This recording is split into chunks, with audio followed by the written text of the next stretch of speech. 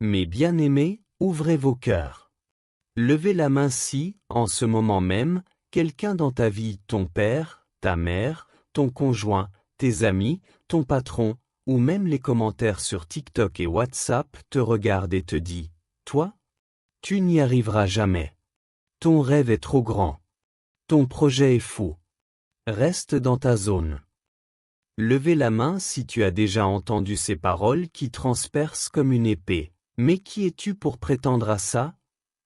Frère, sœur, ce soir, l'Esprit de Dieu veut te délivrer de cette voix qui te poursuit. Car la vérité, c'est celle-ci, il ne croit pas en toi. Mais Dieu a déjà validé ton destin. Ce n'est pas une belle parole de motivation. C'est une réalité céleste scellée depuis avant la création du monde. Dieu n'a pas besoin de leur approbation pour te positionner. Il n'attend pas leur « like » pour t'élever. Il a déjà tout validé. Prions ensemble. Père éternel, que toute voix de découragement soit réduite au silence. Que ta parole seule parle. Que celui ou celle qui écoute, même à travers un écran, ressente le feu de ton approbation. Au nom puissant de Jésus, Amen. Regardez autour de vous aujourd'hui. Le monde est rempli de îles. Ils te voient tous les jours, au village, en ville, sur le campus, au bureau. Ils connaissent ton passé, tes échecs, tes origines modestes. Et ils parlent, toi qui n'as pas fait d'études supérieures? Toi qui viens d'une famille brisée? Toi qui as déjà tout raté une fois? C'est la même chanson que Joseph a entendue. Écoutez avec moi dans Genèse 37 versets 4 et 5. Ses frères virent que leur père l'aimait plus que tous, et ils le haïssaient. Joseph eut un songe, et il le raconta à ses frères, qui le haïrent encore davantage. Ils n'ont pas cru en son rêve. Ils l'ont jeté dans une citerne. Ils ont vendu leur propre frère. David aussi. Dans 1 Samuel 17 verset 28, Eliab, son frère aîné, l'entendit parler à ses hommes, et il s'enflamma de colère contre David. Il dit, « Pourquoi es-tu descendu ici? Et à qui as-tu laissé ce peu de brebis dans le désert? Je connais ton orgueil et la malice de ton cœur. » Même son propre frère ne croyait pas que le petit berger pouvait vaincre Goliath. Et Jésus? Jean 1 verset 11, il est venu chez les siens, et les siens ne l'ont pas reçu. Et Marc 6 verset 4, un prophète n'est méprisé que dans sa patrie, parmi ses parents et dans sa maison. Aujourd'hui c'est exactement pareil. Ton entourage te dit, arrête de prier pour ce mariage, ce business, cette guérison. Les réseaux sociaux te bombardent, tu n'as pas le réseau, pas l'argent, pas le physique. Même à l'église parfois, on te regarde de haut parce que ton appel est trop grand. Mais écoute bien, leur incrédulité ne peut pas annuler la validation de Dieu. Leur doute n'est pas ton destin. Leur rejet n'est pas ton arrêt de mort. C'est juste du bruit de fond.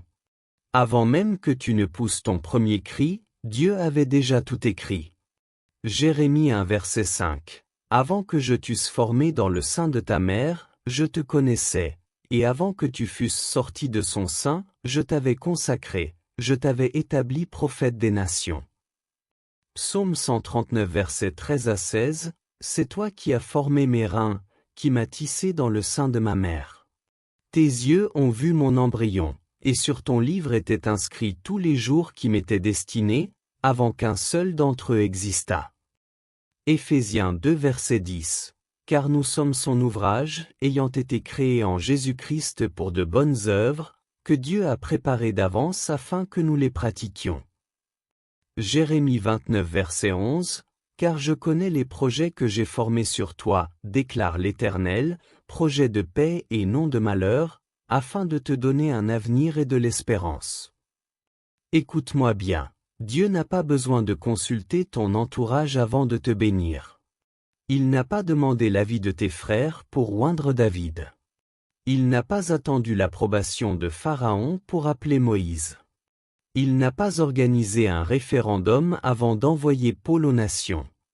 Ton destin est déjà validé dans les cieux. Le tampon de Dieu est dessus. Le sceau du Saint-Esprit est posé. Et aucun homme, aucune femme, aucun démon ne peut l'effacer. Prenons le temps de méditer plusieurs histoires puissantes. D'abord Joseph, dans Genèse du chapitre 37 jusqu'au chapitre 50, jeté dans une citerne, vendu comme esclave, emprisonné. Pourtant, 13 ans plus tard, il devient gouverneur de l'Égypte. Ses frères viennent s'incliner devant lui. Il leur dit, « Ce n'est pas vous qui m'avez envoyé ici, c'est Dieu. » Genèse 45 versets, émoticône n'en croyant pas ses yeux. Leur haine n'a pas annulé le rêve. David, dans 1 Samuel des chapitres 16 et 17, le berger méprisé devient le roi d'Israël. Goliath tombe, et tout Israël chante son nom. Gédéon, dans Juges chapitre 6, il se cache pour battre le blé, se sent le plus petit de la plus petite famille. Dieu lui dit, « Va avec la force que tu as, ne t'ai-je pas envoyé ?» Et 300 hommes suffisent pour vaincre une armée innombrable. Paul, dans Actes chapitre 9 et Galates chapitre 1 versets 15 et 16, l'ancien persécuteur devient l'apôtre des nations. Il écrit, « Lorsque Dieu, qui m'avait mis à part dès le sein de ma mère. » L'Église avait peur de lui au début. Mais Dieu avait déjà validé. Esther, dans Esther chapitre 4 verset 14, « Qui sait si ce n'est pas pour un temps comme celui-ci que tu es parvenu à la royauté ?» Une orpheline juive devient reine pour sauver tout un peuple. Frères, sœurs, si Dieu l'a fait pour eux, il peut le faire pour toi aujourd'hui. Maintenant, comment vivre cette vérité dans ta vie de tous les jours? D'abord, arrête d'attendre leur approbation. 2 Corinthiens 5 verset 7 dit, « Nous marchons par la foi, et non par la vue. » Ensuite, entoure-toi de ceux qui croient ce que Dieu dit de toi. Déclare la parole sur ta vie tous les jours, comme Josué 1 verset 8 nous l'enseigne. Persévère dans l'épreuve, Jacques 1 verset 2 à 4, considérez comme un sujet de joie suprême les diverses épreuves. Et rappelle-toi toujours, leur incrédulité ne change rien à la fidélité de Dieu, Romains 3 versets 3 et 4. Levez-vous si tu es prêt. Répète après moi, avec force, ils ne croient pas en moi. Mais Dieu a déjà validé mon destin. Je ne suis pas ce qu'ils disent. Je suis ce que Dieu dit. Aucune arme forgée contre moi ne réussira, Ésaïe 54 verset 17. Si Dieu est pour moi, qui sera contre moi? Romains 8 verset 31.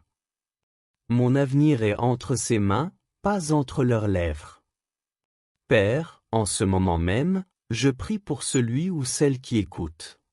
Que toute voie de découragement soit brisée. Que l'esprit de validation descende sur sa vie. Que ses rêves ressuscitent. Que ses projets aboutissent. Que ceux qui l'ont méprisé viennent un jour lui dire, « Vraiment, Dieu était avec toi. » Au nom de Jésus-Christ, le nom qui est au-dessus de tout nom. Amen. Amen. Amen. Mes bien-aimés, cette prédication n'est pas terminée tant que tu ne l'as pas vécue. Partage-la, prie-la, vis-la. Et un jour, tu reviendras témoigner. Ils ne croyaient pas en moi, mais regardez ce que Dieu a fait. Que la paix de Dieu, qui surpasse toute intelligence, garde vos cœurs et vos pensées en Jésus-Christ. À lui seul soit la gloire, maintenant et pour toujours.